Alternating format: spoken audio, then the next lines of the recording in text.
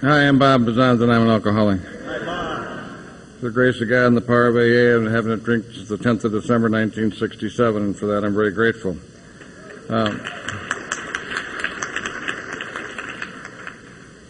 This has been, without question, an above-average experience of conferences that I have attended around the United States. This is one of the best organized.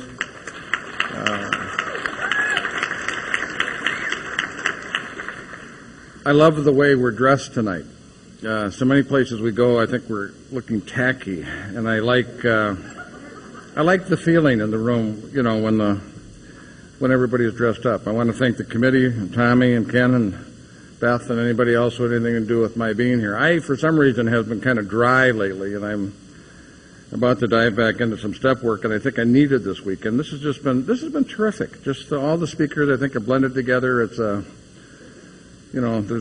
every place you go, there's kind of a collective consciousness, and the collective consciousness of this room is very good. Everybody, just been very cool. I've been with most of the speakers before. Because I played golf, I didn't hear everybody, and I arrived after one or two have talked, but I really do think there's been a synergism of what everybody has said, and kind of a theme. It's kind of run together, and it's been very cool. I especially like Larsine this morning. Larsine would be a good reason to start to urine test Al-Anons.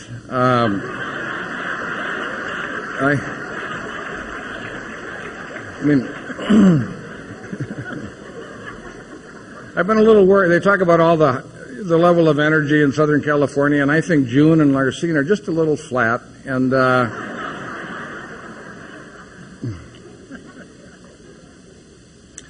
what I like best about Larsine is, the story that they've survived through, but they love each other. And I really think at their best, our stories are stories of love, and I think Larsine's is that story, and I think that's cool. June's story, to me, is the story of Christmas. It's just almost, your head keeps saying that's not quite possible, it isn't quite. And for me, there's always been one or two stories, maybe John Harris, maybe John Bakar. There's different people at different periods of time where I'm kind of I think too much. And I compare. And there were certain stories that if you hear them, you just could not think and you could not compare.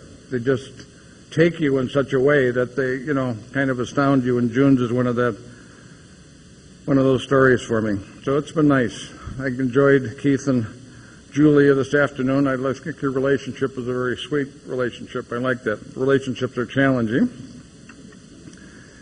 and I think that's good. So to be here with Dick and that this is also a service conference. I mean, you've got a couple of ex-staff members from General Service. You've got Betty and Helen, and you've got enough ex-delegates around here to cause serious damage if they ever got together and started talking. And then the extraordinary amount of sobriety that's in this room, which is very cool.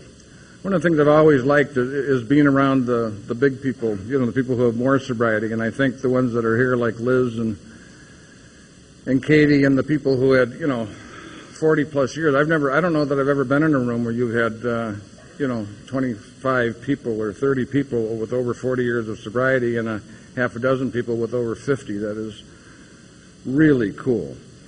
And for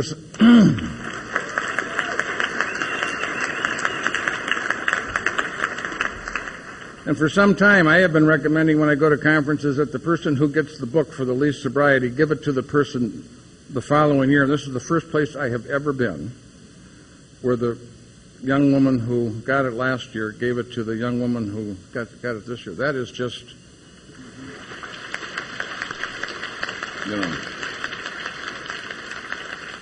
very cool. Most enjoyable has been my time with Sandy. I love Sandy, and he's been one of my heroes. I think he's our, one of the great communicators. His use of language is kind of poetic, but I like his program, and I like who he is. And so I enjoy my time with you very much. I started drinking when I was a freshman in high school, 13 years old. I was 4'11", weighed 95 pounds, second smallest kid in my class, mostly mouth. I went to a military school on a college campus, And we drank in high school like most people drink in college. We had fraternities. Of my 5 closest buddies in high school, 4 of us are in AA and 1's in Al-Anon. And 4 of us were friends since we've been 9 years old, so we didn't pick each other, because of our drinking sort of thing. In my high school class of 115 guys, we have a dozen members of AA. So we had a lot of alcoholism, we had a lot of recovery. When I found alcohol, it was kind of like you've heard everybody talk about this weekend. It was not just like an improvement. It was kind of like a sex change operation. It was kind of transformational. It just, it took me from the fringes and put me in the middle. I was an uncomfortable kid. I mean, you're the second smallest kid in your class. You feel a little insecure. To start with, and alcohol made me part of, it just solved all my problems. It was a solution. I loved it enough that I chased it. I went after it. Almost died of alcohol poisoning a couple of times in high school. By the time I finished high school, my drinking problem was the largest subject of negative conversation in my home. I come from a great home. In St. Paul, we're kind of a Catholic town, and we have these Catholic kind of thongs or, clans. Everybody had, somewhere between 5 and a dozen children. And it's a small town. Of the Twin Cities, we're kind of the Fort Worth of the, of the St. Paul and Minneapolis. And so families knew each other. It's more like a village. And I got kind of a reputation for drinking. I didn't, seek that. I thought my problem with drinking was that I was underage and my father was too strict. When you're underage, if you get caught, it doesn't matter, how much you drank. It was just the fact that you were drinking. If my father caught you, it didn't matter how much you were drinking. And I thought when I had a chance to go away to school that would be solved. And I went away and it didn't get solved. I drank my way out of the University of Notre Dame in the middle of my senior year. I mean, that's what my dad said. That was,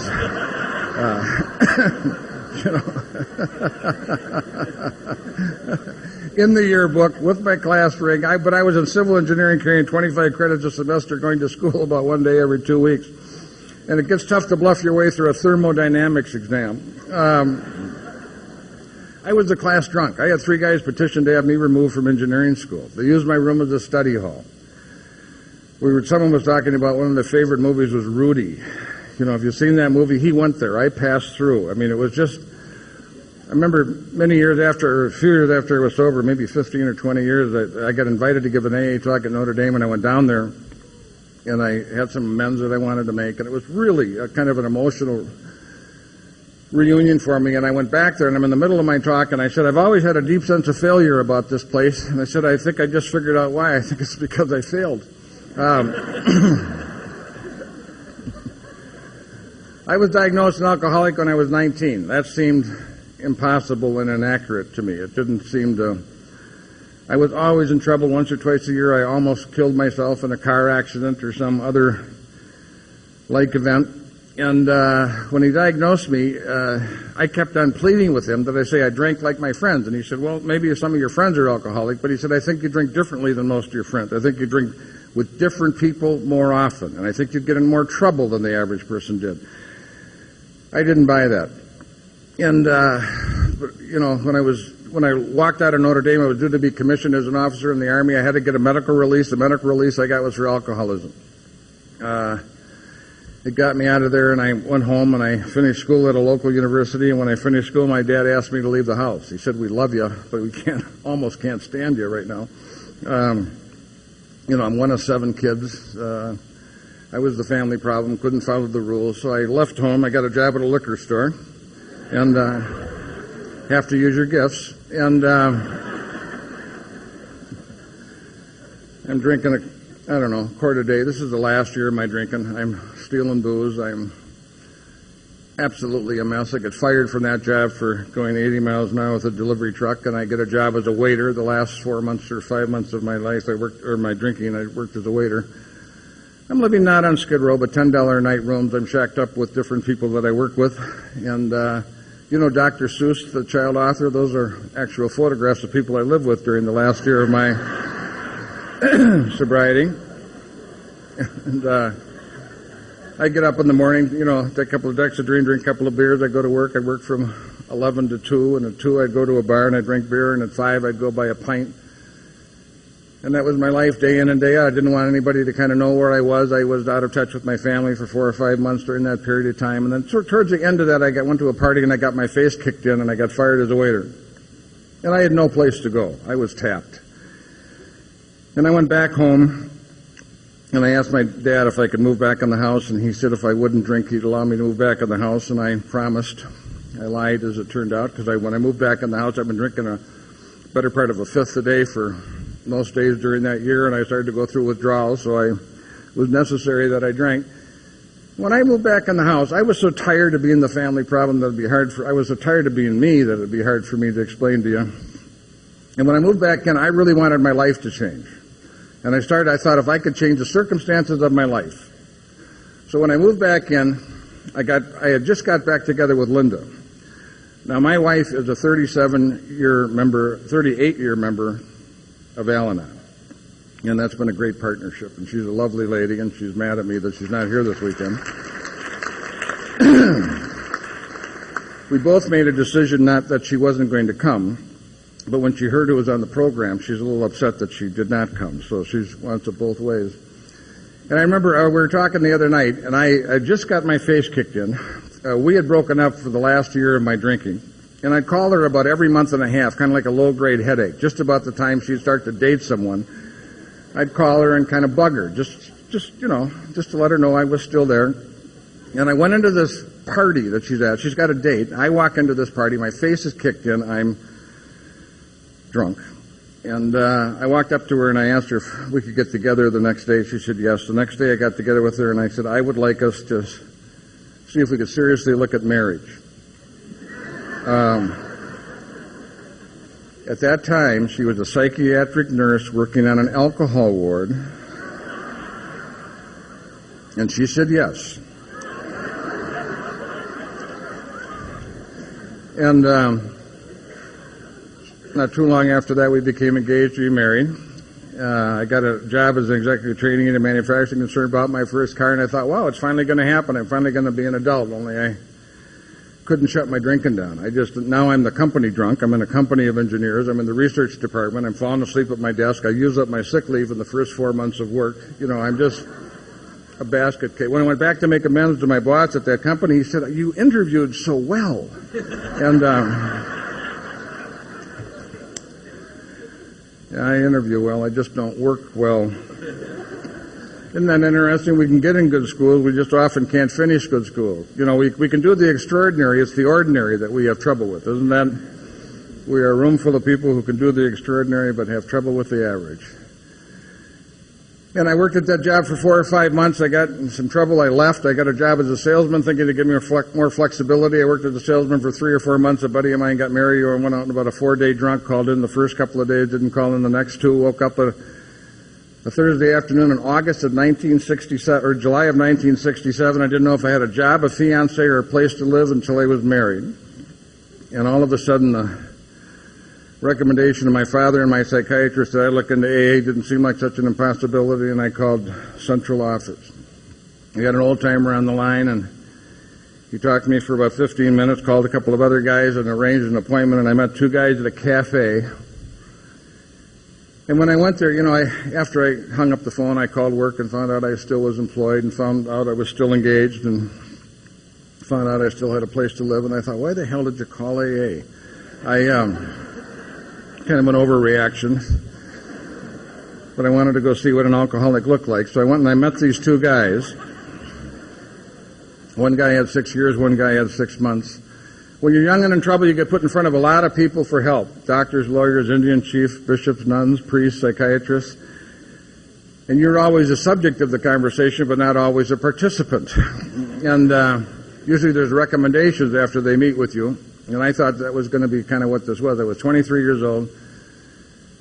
But it wasn't what it was. These 2 guys said, we're from AA. We had a drinking problem. We found an answer in AA. We want to share it with you. And they sat me down in the booth. They told me their stories. It was the first time in my life that I'd ever tried to be helped by someone who had a drinking problem. I found myself identifying and sharing with them. And that night I went to my first meeting of Alcoholics Anonymous. We have many traditions in AA. One of the most wonderful ones of which is that we share our experience, strength, and hope, and not our ideology and philosophy. There is something very powerful about sharing your life. Those 2 men and the sharing of their life with me changed me that night. There was something significant that happened. I went to my first meeting of AA, and That was an extraordinary experience. I thought, I was 23, almost everybody else in the room, probably average age 45. They sat me down. I still have the same sponsor that I got that night in Alcoholics Anonymous. Sandy talks about he's got a sponsor for the last, 42 years, and I have the same sponsor that I have had for the last 38 or 9 years. He's 52 years sober, and he's 87 years old, and he's still an active member of AA. And not bad. I drank twice after walking in the front doors of AA, once on a business trip to the West Coast after 30 days of sobriety, and once on our honeymoon. I think I had planned to drink on my honeymoon. It was kind of subconscious, but we honeymooned in Mexico. You know where the divers dive off those cliffs in Mexico? I dove off those cliffs on my last drunk. I was in the audience watching the World High Diving Contest. I thought, God, that's not so tough. And I had a swimsuit on underneath my Bermudas. I dove off the public landing, climbed up the cliff, got up to about 90 feet. I split my swimsuit. I cut my leg. My wife is going absolutely nuts. And I'm stuck. I can't get up. I can't get down. I'm trying to decide whether to jump or dive. I'm watching the waves. And finally I figured out, to hell with it. And I dove. God watches after fools and drunks, because I made it. And over the next 20 years, we went down there quite a bit with the kids. We vacationed down there, and on my 10th anniversary, Linda gave me a card with a picture of the chasm at La Quebrada, and it said, "There but for the grace of God." And we were watching the divers, and I said, "God, that's the dumbest thing I've ever done." And she said, "Bob, it's not even in the top 10.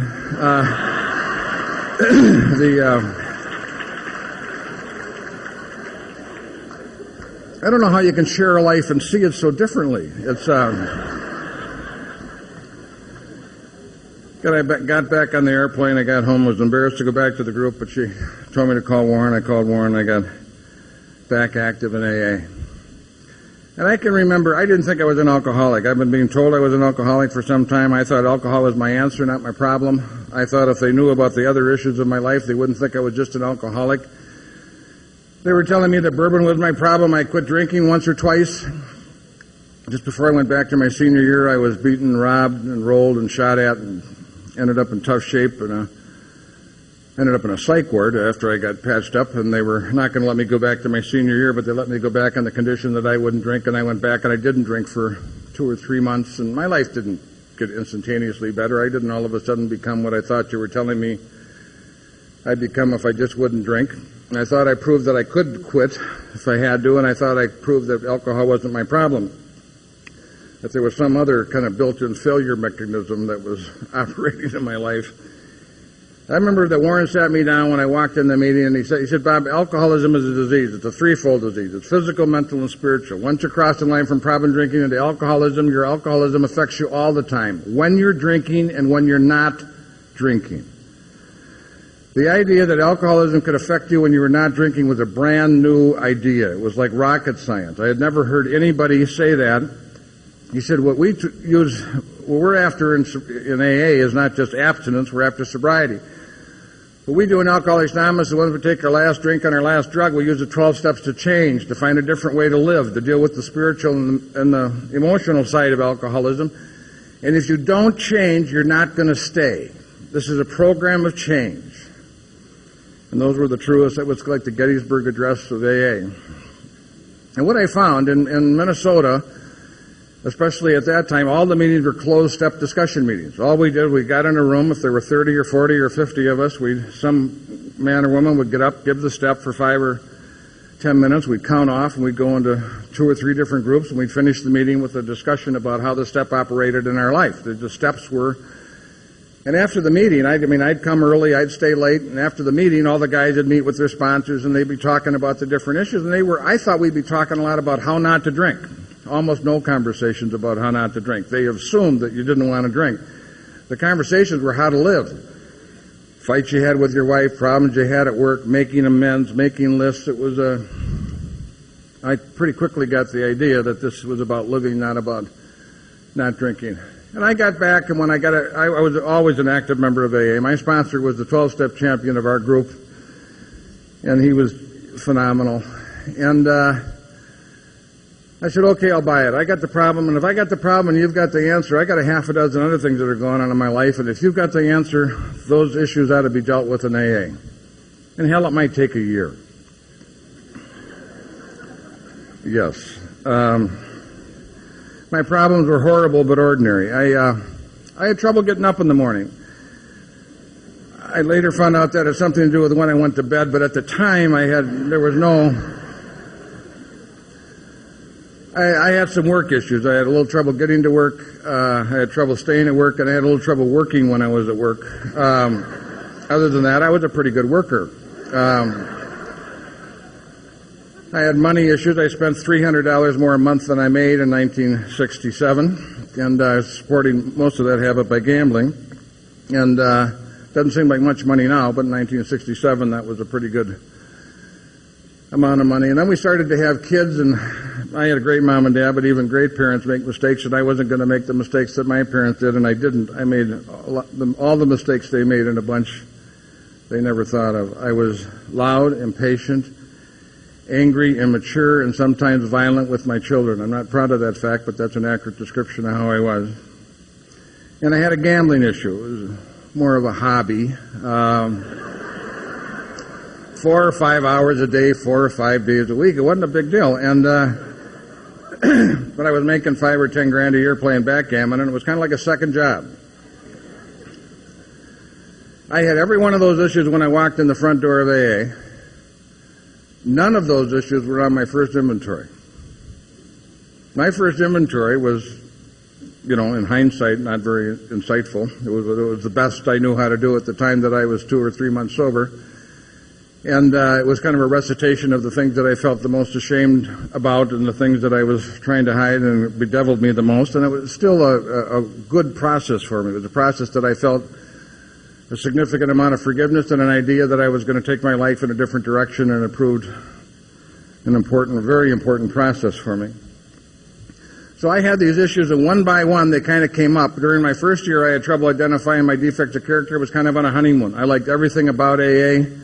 It was one of the most pleasant times that I've ever had in my life. Isn't that funny that many of us, when we come in AA, that the circumstances of our lives are so mixed up, but the first year is often, in many ways, and I think because of the surrender that we have, and it was one of the most exciting, nicest times I've had in my life. And then in my second year, which I found to be much less comfortable, one by one I started to take on the issues of my life. And one by one I would grab them and I would take them and I would try to deal with them, and I'd make a little bit of progress, and mostly I wasn't making much progress. By the end of my second year I had a pretty good list of my defects of character. I worked on them pretty hard during year 2, 3, and 4, and into my 5th and 6th year they started to bother the hell out of me and eat my lunch, and in my 7th and 8th year they were really grinding on me. Now I'm an active guy. I'm sponsoring guys. I'm going out in 12-step work. I'm active in service. I'm starting to give AA talks. And I'm trying to deal with the issues in my life, and it's not working. And felt pretty familiar. Kind of like everything went in my life. I'm a great starter, but I don't finish many things. I interview well. I just don't work well. And now I'm in AA, and everybody's patting me on the head for the first year, the first 2 years, and all of a sudden I'm in AA. And the first thing that happened to me when I came in Alcoholics Anonymous is I tore down the wall that I built up between you and me. I had a wall built up so you couldn't see the unattractive things that were going on in my life, and the thinking that went on behind the wall said, you like me, but you only like what I let you see about me. If you could see everything about me, you'd hate me because I hate me, and who knows more what allows the insufficient crumb I am than me. I was walking around, as Cecil would say, comparing my inside with your outside. Not a very good way, but when I came in, I started to tear that wall down. I started to tear it down on that first 12-step call. I started to tear it down in conversation with my sponsor, and I tore it all the way down when I took my 4th and 5th step. And I made a discovery, and the discovery was that I'm not unique. Most of us come in with a profound sense of uniqueness. And if you do not drop some of that sense of uniqueness, we probably won't stay, because we'll be looking for the differences rather than the similarities. And when I dropped that wall, I made the discoveries I'm not unique. My personality may be unique, but not my illness, not my behavior, not my experience, not my feelings. And I started to have a sense of hope that what worked for you would work for me. And that was why I was on that honeymoon. That was the first place I had ever been where I felt like I was home and where I felt like someone understood me. But as I started to get sober, and I'm 2 and 3 years sober, and I'm one of the younger guys in the group, I started to have problems with sex, or I started to have problems with money, and I started to have problems with work. And when I started to have those problems, I say, thank you very much for helping my drinking problem, but stay out of my work life, stay out of my gambling, stay out of my marriage, stay out of my parenting, and brick by brick, sober, going to 5 or 6 or 7 meetings of Alcoholics Anonymous a week, I built my wall back up. When I came in AA, what I wanted to find was someone who was so insightful that they could see through me and see the issues that I have and help me straighten my life up. I didn't find that. What happened to me is I came to AA, I made a surrender, and I became an alcoholic, and what I had was hundreds of people who could help me with recovery from alcoholism. And then as I started to get sober and move through, I started to look for an expert on Bob, not on alcoholism. And when I was 6 or 7 years sober, I was feeling pretty alone. And I think the experience I'm about to describe to you is not an unusual experience in Alcoholics Anonymous. I think a lot of us, between 5 and 10 or 5 and 12 years of sobriety, your pants catch back on fire. I think we are surprisingly wonderful at dealing with the early issues of our sobriety. We come in with a list of things that we've got to take care of, and we are amazingly successful in Alcoholics Anonymous with dealing with some of those issues in early sobriety. But there's a lot of things that we are not bright enough or insightful enough to put on that list. We wouldn't have put them on the list if you told us to put them on the list, and that was the list that started to get me in trouble. And at 7 or 8 years of sobriety, I'm not thinking about drinking, but I'm thinking about suicide. I'm in the meeting that, a new guy comes in with a bushel basket full of manure that they have, and I sit them down, they share with me, and I say, hey, as bad as it is and as tough as it seems, you're in the right place. I'm really glad you're here. I know it seems hopeless for you, but if you come in here, you get a sponsor, you get in the book, you take the steps, you're going to be okay. You do not have to do it perfectly. You just have to have a reasonable attitude, get into this stuff, and not drink, and your life's going to be okay. You see that guy over there? That guy over there I called on 24 years ago. I was his sponsor in St. Paul, Minnesota for quite a number of years. I said, you see that guy over there? His life was a mess, and now he's hitting it out of the park. You're going to be okay. And then I'd get in the car at 11 o'clock at night, and I'd go home, and I'd say, Bob, when's it going to be okay for you? You're 7 years sober. When are you going to learn how to work? Everybody knows how to work. You don't know how to work. When are you going to stop spending money you don't have to buy things you don't need to impress people you don't like? When are you going to be gentle with your children and more loving with your wife? When are you going to quit gambling? And I didn't know, because I've been trying as hard as I knew how to try to get rid of those defects of character, and I had failed. And by this time, I knew what the answer was. The blessing that I had, I've always liked the old-timer. I had great examples. I knew that what I had to find was something, what God had to do with Wednesday is what I think I had to discover. As a Catholic, I had so many issues around religion that was a very uncomfortable subject. We talked a lot about spirituality, and I was so uncomfortable with spirituality. If the meeting we had an upstairs and a downstairs, and if the meeting got too spiritual, I left the meeting that got too spiritual and went to the downstairs, which was often a breakout meeting for a new guy. My blood pressure went up 15 points just going by a church. And I had a lot of unresolved, and it was that way because it was important to me, and I had a lot of unresolved issues around that I didn't know how to. It was clearly explained to me the difference between religion and spirituality, but at that point in time in my recovery, I didn't understand the distinction. And I knew what I had to do, but I had a problem. And the problem was, as I go knock on the door, God says, who's there? I said, God, is Bob. He said, what do you want? I said, I'm 8 years sober and my pants are on fire. I'm dying. I need help. It seems to me that the people who have a better relationship with you are doing better than I'm doing, and I want to turn myself in. And God's going to say, okay. And then I'm going to say what every drunk wants to know. What do I do? You have to be a rocket scientist to figure out what God's going to tell you to do. Get up in the morning. Go to work. Stay at work. Work at work. Get on a budget. I think that's an Al-Anon word. I think that's a harsh, I think it's a difficult, it's a harsh word, I think. Stop gambling. Be more gentle with your children and be more loving with your wife. And I'm starting to have trouble at home. I'm going to all these AA meetings. My wife saw more of me when we were dating than when we were married.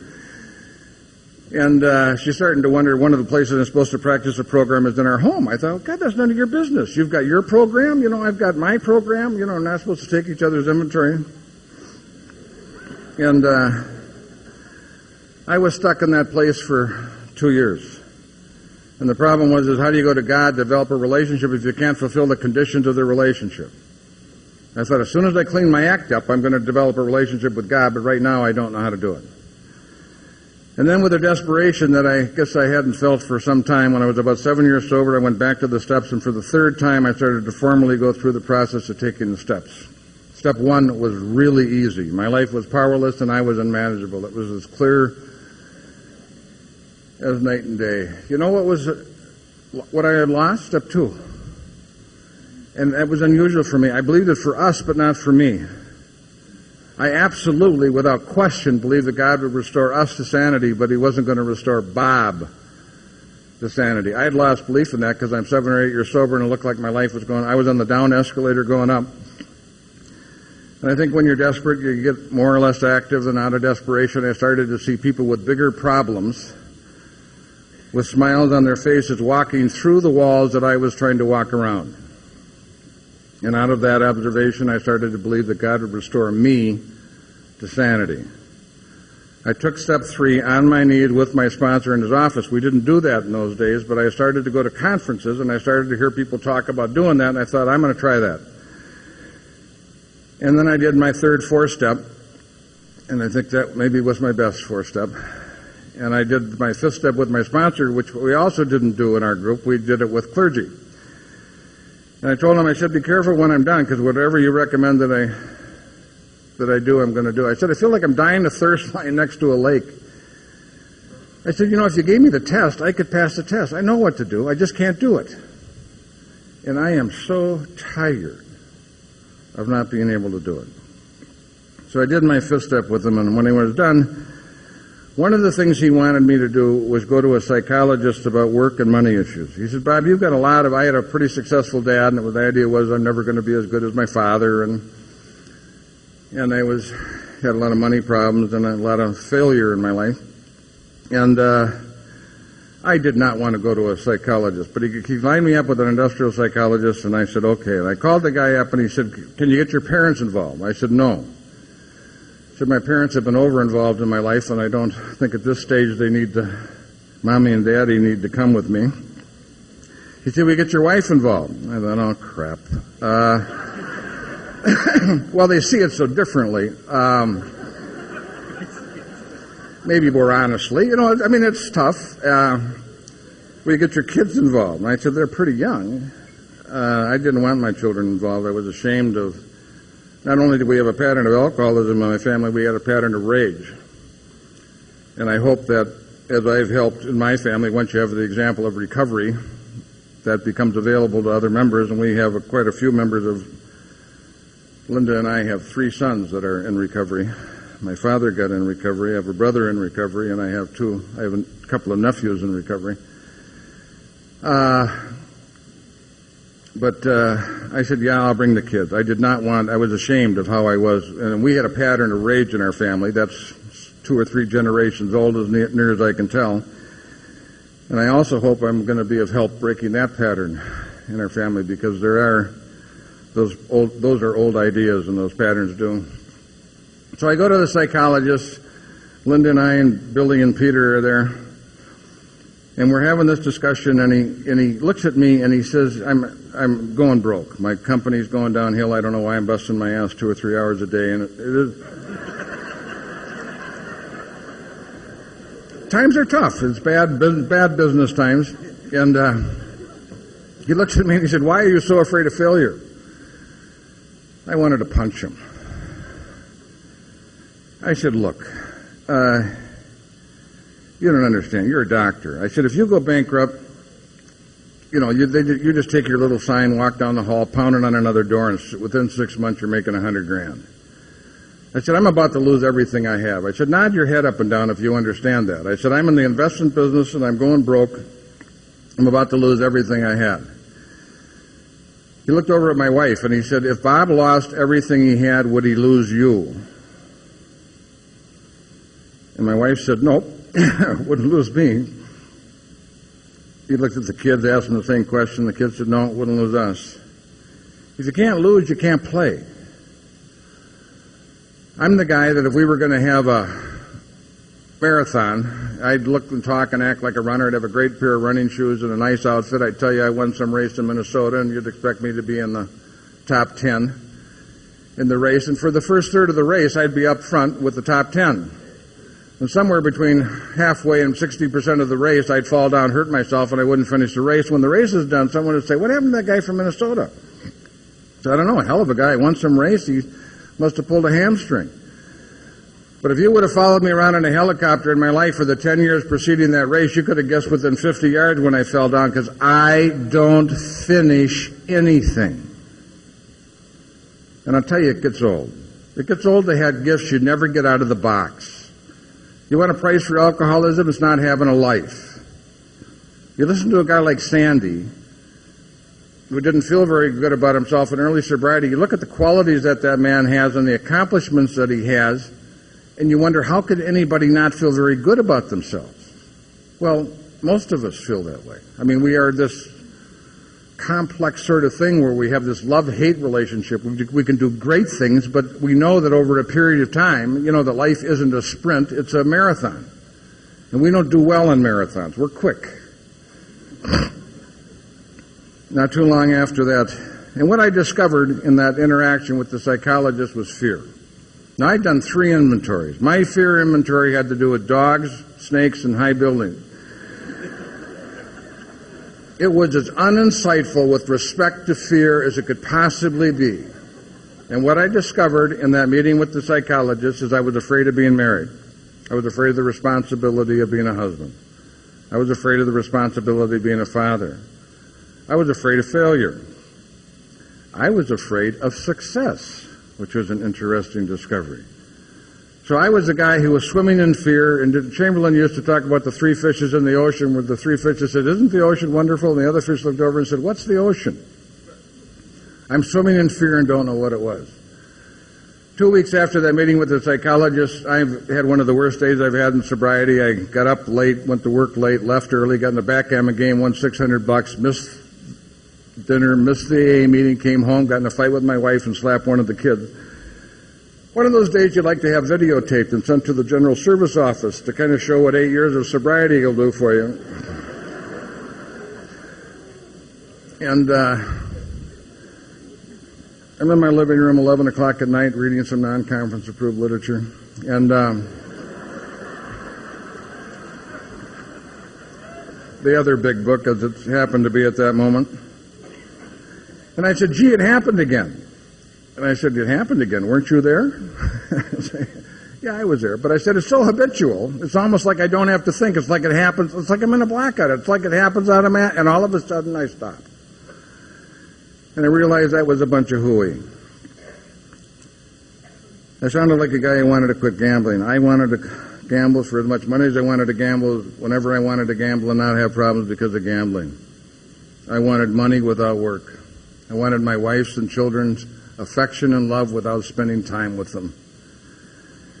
And all of a sudden I realized that I had designed my life to be the way it was. I had tried pretty darn hard in Alcoholics Anonymous to clean my act up, and I had failed.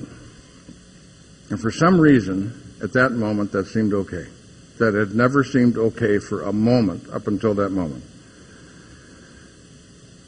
And I was allowed the experience to take the 6th and the 7th step of the program of AA. The 6th step said that we were entirely ready to have God remove our defects of character. And the 7th step said that we humbly ask Him to remove our shortcomings. I had spent 8 years trying to get rid of them. I didn't have the power to get rid of them. I'm responsible, but I am the pipe, not the well. It happens through me, not by me. A doctor doesn't heal. He creates an aseptic environment, creates an atmosphere in which healing can take place, and God heals. And a farmer doesn't grow. He plants a seed, creates a fertile environment in which growth can take place, and God grows, and I don't change. I create an atmosphere in which change can take place, maybe the attitude of being honest, open-minded, and being willing, or the attitude of the 6th and the 7th step, and God changes me.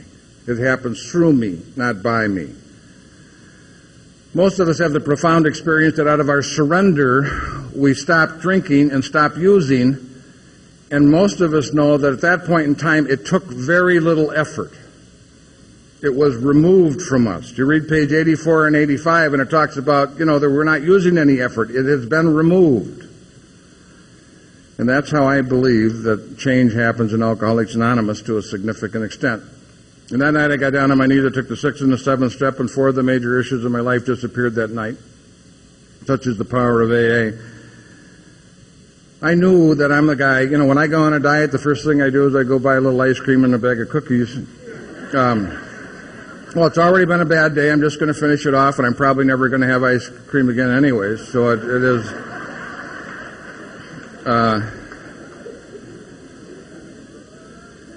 and I knew that I needed to put some structure in place or that wasn't going to happen. And God gave me the grace. I made an appointment with my sponsor about when I'd go to work and how long I'd stay at work, and a little conversation about what I'd do at work. I started dating my wife. I dated my wife every Friday night for 30 years.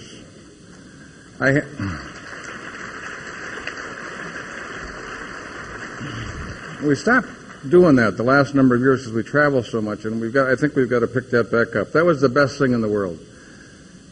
She and I knew that one night a week we had each other's undivided attention. It was a real live, dangerous date. We got dressed up. No one else. We were alone. No one else went out on it. It was, often a night of romance. It was a very good thing, and it was awkward. We found ourselves talking about kids and bills. That wasn't how we fell in love. We had to kind of reestablish a romantic environment. We started to go to Chicago and shack up for the weekend and start to do some fun things and reestablish our relationship. I quit gambling that night. I have spent hundreds of hours and thousands of dollars trying to be a better parent. I think being a parent takes 125% of whatever you got. I think having children is like having a bowling alley installed in your head. It is one of the most demanding processes. It is one of the great privileges of life.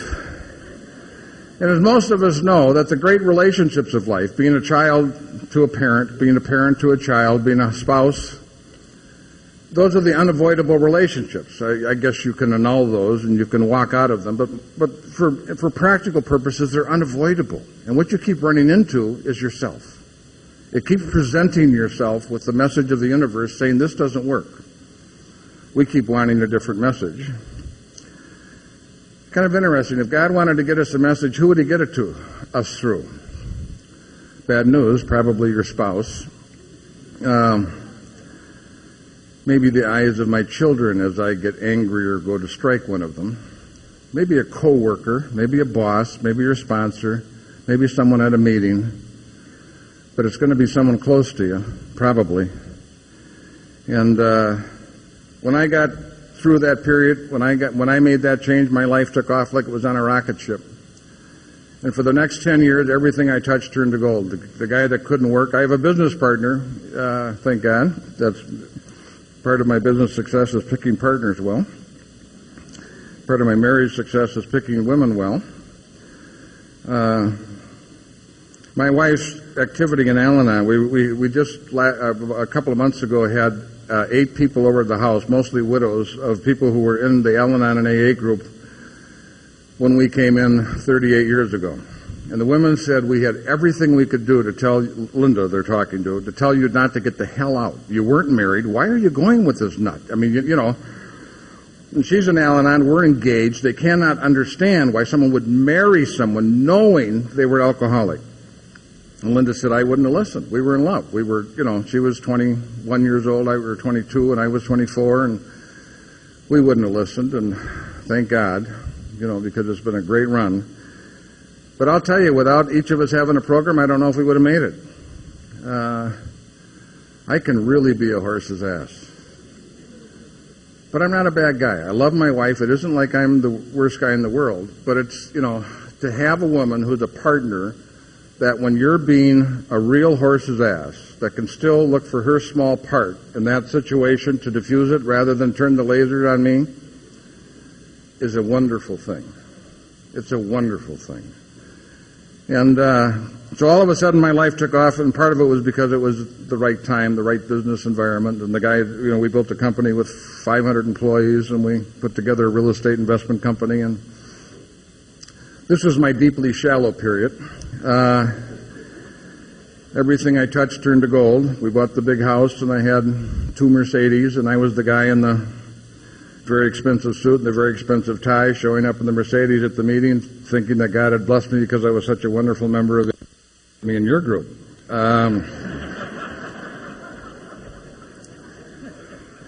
There's problems with failure. Well, there's problems with success. I mean, I became arrogant, and then that was as invisible to me as some of the defects of character were invisible to me during my lack of success. And then in 1986, they passed the Tax Act, and between 1986 and 1991, I went broke. I lost $10 million and gained 40 pounds. I was going to write a book, but I couldn't find a publisher.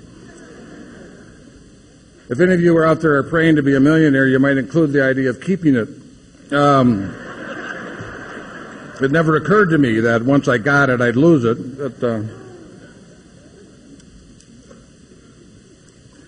After the Tax Act changed, I lost everything I had. I negotiated my way out of bankruptcy in 1991.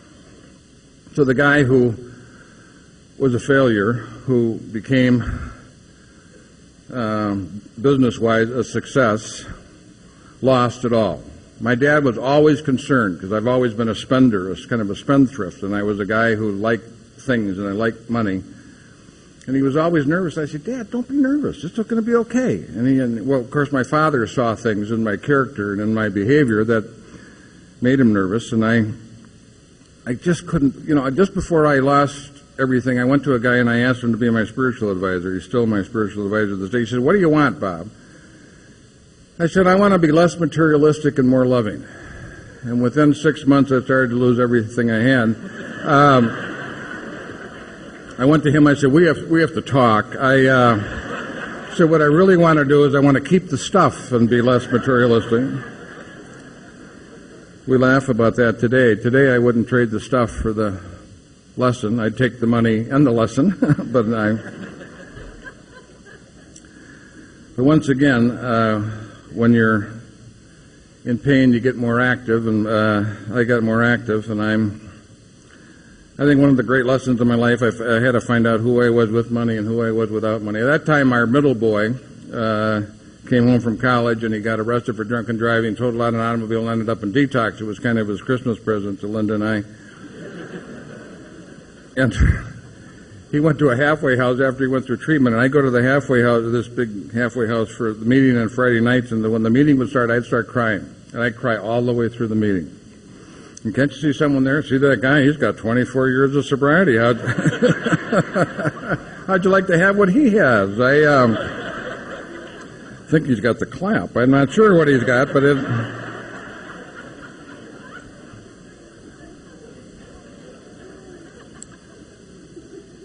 And then over the last almost 20 years, I've built that business back up, and today I'm in love with my wife, and I have a great relationship with my 3 boys. Our 3 sons all are in the program. I've turned my wife into New York as a carrier. Our oldest boy has 17 years of sobriety, and he's 37. Our middle boy has 15, and he's 34, and our youngest has 8 years, and he's 26.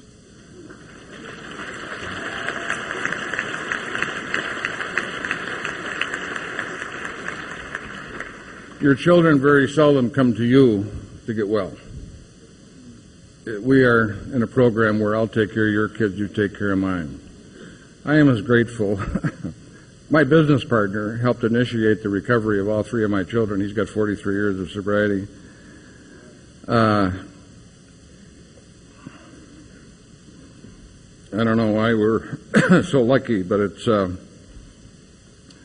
wouldn't it have been wonderful if Mr. AA, the big talker, was such a horse's ass at home?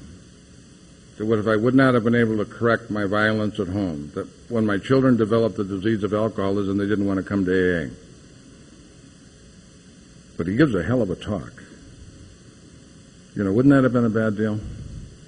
I am so grateful that this program helps us take the issues of our lives and, as Sandy talks about, chip away the unworkability. The process of finding God is a process of removal, not addition.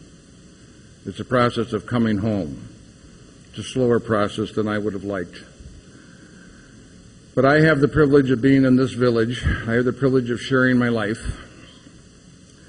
In the last little bit of my talk, I want to talk about change, which I think is the... Sandy and I over the weekend have been talking about some of the great old-timers. and it's really interesting. Most of the young people in the program today wouldn't know who we were talking about. I've had the privilege of listening to and being around some of the great members of Alcoholics Anonymous. They just were heroes of mine. Heroes are not very fashionable today, but I've always had heroes in Alcoholics Anonymous, and it's been a very important thing to me. And I've always had the message that AA brought us to recovery, brought us to God, that it was a program of change, and that I had a responsibility. And what I like today, we have become so big that there are people who talk about what it is to be a good AA, and you can be a good AA by getting all your merit badges, how many people you sponsor, how many meetings you go to, how many talks you give, how many committees you're on. But the real measure of what it is to be a good AA is how it's changed your life in the world. Go to your husband, go to your wife, go to your boss, go to your brothers and sisters, and see if they think your life has been improved by the process of Alcoholics Anonymous. I always thought, if I were going to ask people to raise their hands, and I'm not, if I said, how many people in this room want to get rid of the issues that hurt themselves and the important people in their lives, I think most of us would raise our hands and say, that's what I want to do. You know, we don't have a definition of alcoholism. We have a couple of descriptions of alcoholism in our literature. The one joke that I like the best is if you take you take this room and you have a normal person and an alcoholic, and you go out that door and there's a guy with a baseball bat that hits you over the head. You go out that door and there's happiness forever after. The normal person will get up, go over to that door, open it up, get hit on top of the head, come back in, and then go out that door and have happiness forever after. An alcoholic will go over to that door, open it up, get hit on top of the head, and come back in. And they get up and they go over to that door and they get hit on top of the head, and they do that 6 or 7 times. And they go out there for the last time and the man isn't there, so they go looking for him.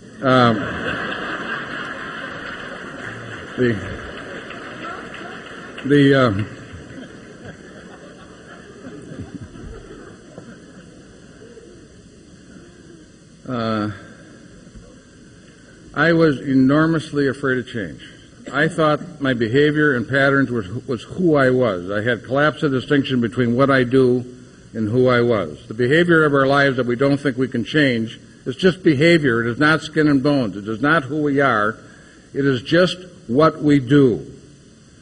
In Alcoholics Anonymous, the transformation that takes place, which is a kind of a quantum leap from change, the transformation that takes place is a transformation of the heart and mind. It is not just an improvement. It is a total change. Our program says that we're going to have a spiritual awakening. What happens to us is we become more awake as we take these principles and put them in action in our lives.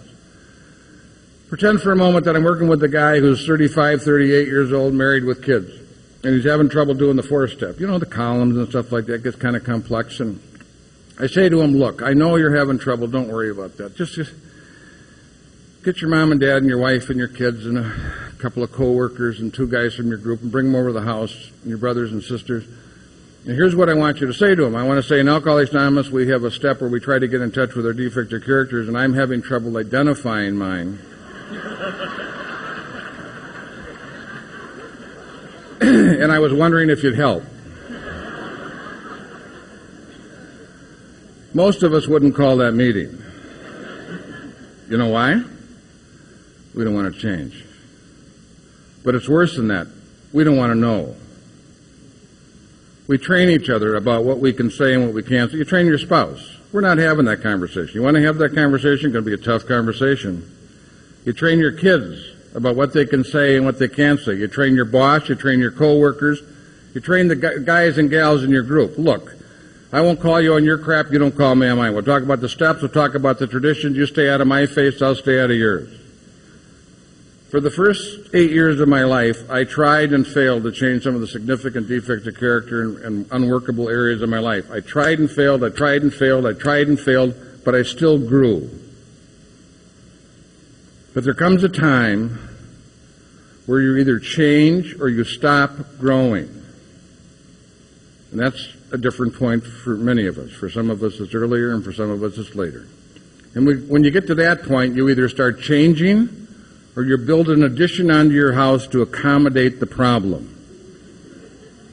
chasers hang out with the chasers, gamblers hang out with the gamblers, make a deal. We'll talk about the program, steps, activities. You stay out of my, bad deal. But there's so much fear around the idea of change. And I thought change took effort. I thought it took information. That's why I think so many people, I think the study of our book is terrific. But I really think that most of it, there are more tapes and more studies about the big book today than there ever has been. I don't know if there's much more transformation than there was in the early days. The steps are not mechanical. If they were mechanical, all we'd have to do when we got in trouble is say the third step prayer and click our heels and we'd be back in Kansas. But sometimes when you're in trouble, you go to that prayer and no one's home. The program isn't just about doing, it's about being. There's a way of being in the process of taking the steps, and it's hard to describe. Chamberlain one time talked about, when I shared that in the thing that Sandy and I did about, he went to a symposium where all the experts were in alcoholism, and someone asked him what he thought of all the experts, and he said, well, they don't know much about surrender, which is the key. If you have someone in trouble and their pants are on fire, what you'd like to have them do is surrender. But you can't tell someone how to surrender, and you cannot surrender for them. So the process, when you go to the steps, there's lots of people lots of us at different periods of time do step work, but have trouble sometimes making the change happen in the process of taking the steps. I still think that process is worthwhile, but sometimes it's drier than we'd like it to be, and it doesn't work as well as we'd like it to work. Because the ego almost says, go ahead, do what you want to do. You want to inventory it, fine. You want to study it, fine. You want to talk to someone, fine. But get this straight, it's not changing. Do whatever the hell you want to do to make yourself feel better. I think that's good, but it's not changing. And that's where the real issues of our lives rest. And our program says, having had a spiritual awakening, what happens to us is as a process of taking the steps, we awaken. I still have a tendency to anger, but because you have helped me be more awake, I no longer strike children, and I no longer have anger as an issue in my life to the extent that it causes me serious trouble with the important people in my life. That's how it happens. It's like it falls away. But most of us, as I say, have collapsed the distinction between behavior. We have so strongly identified with it that we think it's who we are. We almost think that if we were to change those things, we'd be gone. And that's what Sandy was talking about. And the world today is absolutely nuts. The world today I think when I got sober in the 1960s, I think the world supported recovery. I mean, today, it's just crazy out there. And this very strong message is you just need more money, bigger houses, faster cars. I mean, it is just, the answer is external. It is not internal. And thank God, when Sandy talked about the message from Carl Jung, that you need a spiritual awakening and to have a society that will support that spiritual awakening. And that's what we have. We have a set of principles, spiritual in nature, that are practiced in our lives will allow us to be useful and whole. I don't know where you get a better deal. I mean, the privilege of being able to walk into a room, many of us sometimes have difficulty with one another, but I don't know that I've ever been in a meeting where people don't want the best for you. I don't know that I've ever been in a meeting where we had an argument about a step. We argue about the traditions a lot because we use them as rules rather than principles. But I don't know that I've ever heard an argument about the steps of Alcoholics Anonymous. Most of us have such respect for the program and the steps, we know that none of us are experts in this process. Because it is a process of living, not just studying, not just information. I have always known what to do. I've always been able to pass the test. I've always had the information, but the information's the booby prize. There are people today that have the first 164 pages of the book memorized and they're horses' asses. I'm serious. I mean, it is.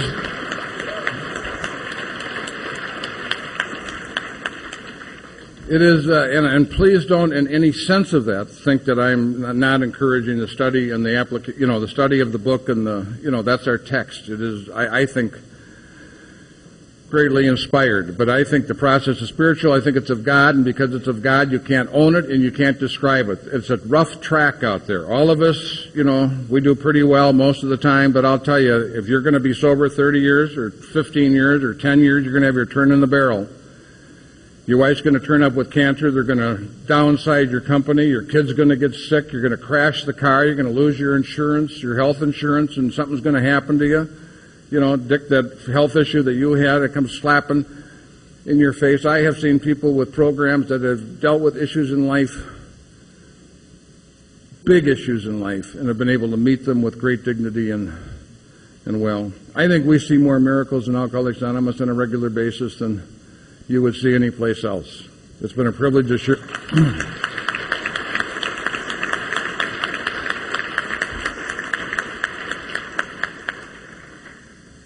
Thank you very much for having me this weekend. God bless you.